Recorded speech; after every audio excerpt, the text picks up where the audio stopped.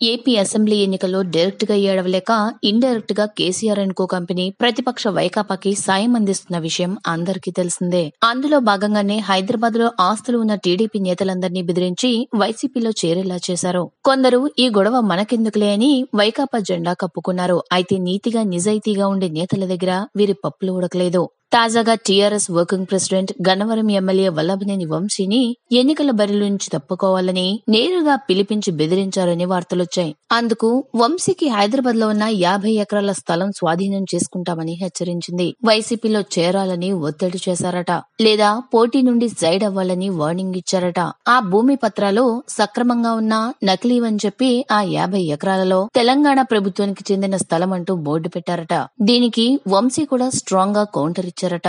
చేతనైంది చేసుకోమని చెప్పి తన జీవితాన్ని స్కూటర్ పై పయనంతో ప్రారంభించానని, అవసరమైతే మళ్లీ అక్కడి నుంచే ప్రారంభిస్తానని తేల్చి చెప్పారట. ఇక ఈ పరిణామాల నేపథ్యంలో వంశీ ఈ రోజు గన్నవరం టీడీపీ అభ్యర్థిగా నామినేషన్ వేశారు. మామూలుగా కార్యకర్తలతో ర్యాలీగా బయలుదేరిన వంశీకి మద్దతుగా ప్రజలు కూడా భారీ ఎత్తున ర్యాలీలో పాల్గొని ఆశ్చర్యపరిచారు. వీరి దెబ్బకి రోడ్లన్నీ కిక్కిరిసిపోయాయి. కిలోమీటర్ మేర జనం ఉండిపోయారు. ఇక ఈ నామినేషన్ కార్యక్రమానికి వంగవీటి రాధ కూడా రావడంతో ఆ జన సందోహం ఇంకా పెరిగింది. అలా భారీ ప్రజా మద్దతుతో వంశీ నామినేషన్ వేశారు. ఇక ర్యాలీకి వచ్చిన జనాన్ని చూసి ప్రతిపక్ష పార్టీకి ఓటమి భయం పట్టుకుంది.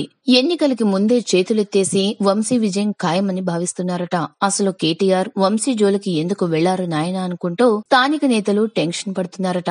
ఇక మరోవైపు రెచ్చగొడితే రిజల్ట్ ఇలాగే ఉంటుందని టీడీపీ కార్యకర్తలు వార్నింగ్ ఇస్తున్నారు. ఈ వీడియో కనుక మీకు నచ్చినట్లయితే లైక్ చేయండి, మీ ఫ్రెండ్స్ కి షేర్ చేయండి. ఇలాంటి మరిన్ని ఇంట్రెస్టింగ్ వీడియోస్ కోసం మా ఛానల్ ని సబ్స్క్రైబ్ చేసుకోండి.